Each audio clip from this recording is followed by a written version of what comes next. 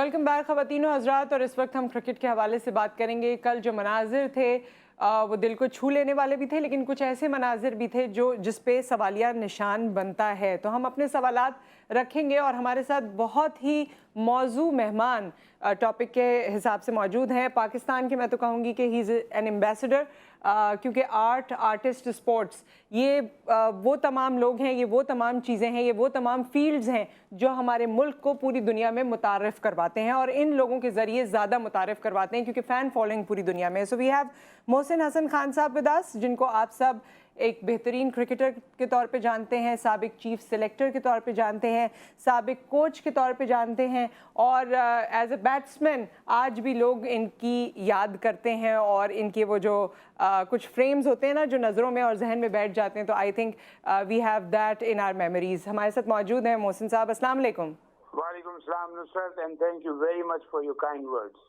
जी बहुत शुक्रिया मोहसिन साहब। ये ओवरऑल जो कल का मैच था, एक तो उस पर आपके तासुरात, पाकिस्तानी कौम तो बहुत खुश है, लेकिन साथ साथ जाहिर है कुछ सवालात भी उभर जाते हैं, जैसे कि 130 का जो स्कोर था वो इतना मुश्किल हदफ मालूम नहीं होता था, लेकिन उसे चेस करना बहुत मुश्किल रहा।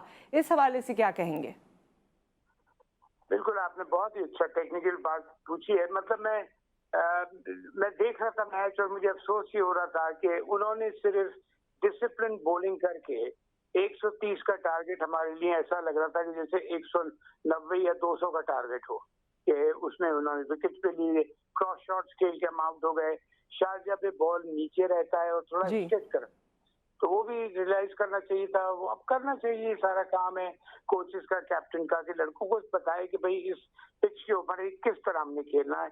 इससे आप क्रॉस बैटेड शॉट खेलेंगे तो शारजा में हमेशा आउट होते हैं, बिकॉज बॉल नीचे रहता है और स्केट करता है, जिसकी वजह से आपने देखा होगा एल्बिटर ब्लूज और बॉल भी उसमें आउट हुए, इनसाइड एजेस लगे, बिकॉज बॉल नीचे रहता है थोड़ा।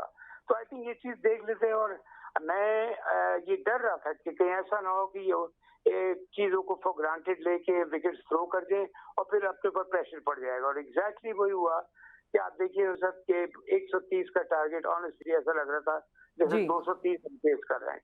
तो ये मिस्टेक्स हैं, and very importantly not only for this tournament, कि आगे भी मिडिल ऑर्डर हमें बहुत डिसअपॉइंट कर रहा है अभी तक। Babar is a class player, undoubtedly. Rizwan is doing a superb job as a batsman, as a wicket keeper, and as a team man. लेकिन बाबर का और रिजवान के ऊपर अगर हम डिपेंड करते रहेंगे तो फिर यही होगा कि कभी ऐसे मैच के ऊपर हम देखिए हार ही रहते। और हम तो मैच हार गए थे।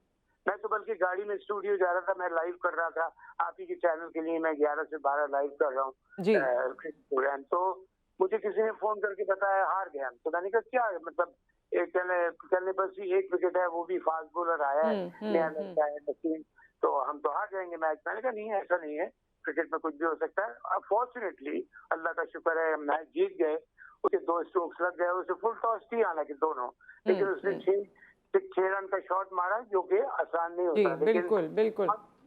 तो लेकिन हमें ये मैच इससे बहुत बेहतर तरीके से जीत जाना चाहिए था, इवन अगर हम 160 या 170 चेस कर रहे थे, बिकॉज पोटेंशियल है। अब बात सारी एक आ जाती है कि नुसरत आपको पोटेंशियल को यूटिलाइज करना है। पोटेंशियल कमरे में बिल्कुल। अच्छा मोहसिन साहब, एक इसमें जिस तरह आपने बाबर आजम का जिक्र किया, उनके ख़राब फॉर्म के हवाले से बार बार बात हो रही है और आपने भी अपने कंसर्न्स शो किए। अभी तो जैसे तैसे करके हम अल्हम्दुलिल्लाह इस स्टेज तक पहुंच चुके हैं, लेकिन आपको लगता है कि ये फाइनल्स में जो है इम्पैक्ट करेगी?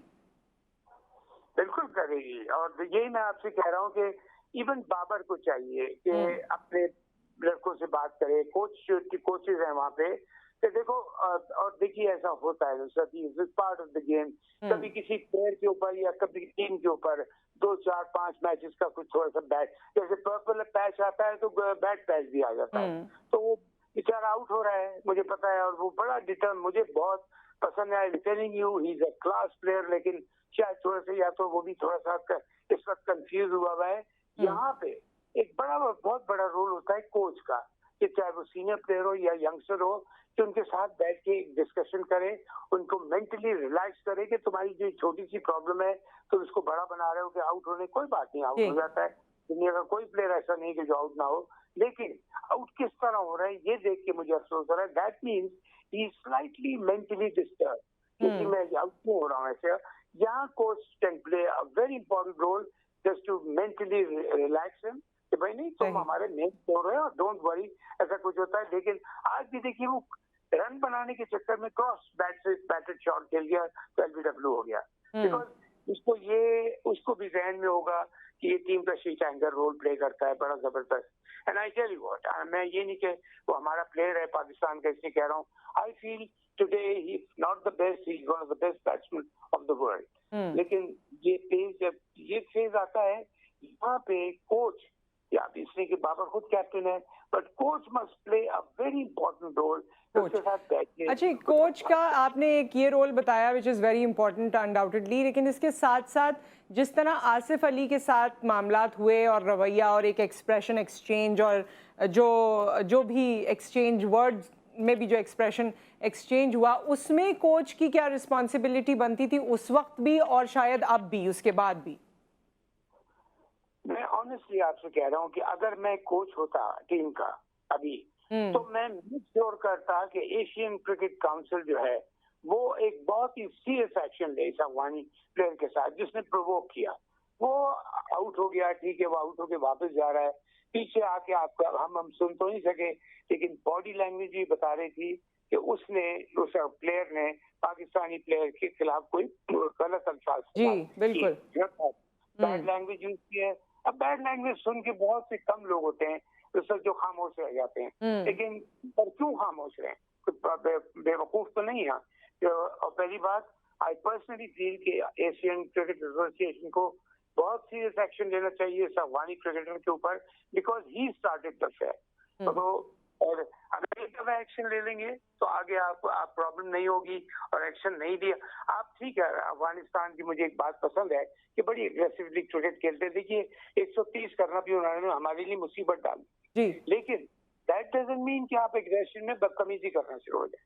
तो बिकॉज बदतमीजी कभी स्पोर्ट्स का हिस्सा होना चाहिए। अच्छा, ये और फिर कंटिन्यू भी हुई है ना ये बदतमीजी, 1-1 नहीं रही है ये। उसके बाद भी जब पाकिस्तान मैच जीत गया, उसके बाद भी जो स्टेडियम का हाल हुआ और जिस तरह से कुर्सियां उठा के मारी गई, पाकिस्तानी फैंस के साथ जो सलूक हुआ, ये भी मतलब इस तरह मेरे ख्याल में पहले देखने में नहीं आया कभी।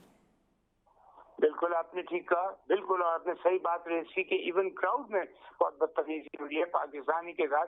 नो डाउट पाकिस्तान ने उसका वो तो दिया होगा, रिटर्न तो दिया होगा, लेकिन स्टार्ट किसने करते हैं? सबसे पहली बात ये होती है, यही मैं कह रहा हूँ एशियन क्रिकेट एसोसिएशन को ये देखना चाहिए। अब प्लेयर का तो हमने देख लिया, I can say very easily के अफगानी प्लेयर ने हमारे प्लेयर को प्रोवोक किया, लेकिन उधर भी यही हुआ होगा, आई एम क्वाइट श्योर। लेकिन बगैर किसी चीज को जज किए हुए कभी किसी के ऊपर इल्जाम नहीं लगाना चाहिए। नुसरत, अगर हमारे किसी आदमी ने बदतमीजी की है तो ही शुड बी पीनलाइज, लेकिन अगर उनके आदमी ने की है तो उनके खिलाफ भी एक्शन होना चाहिए।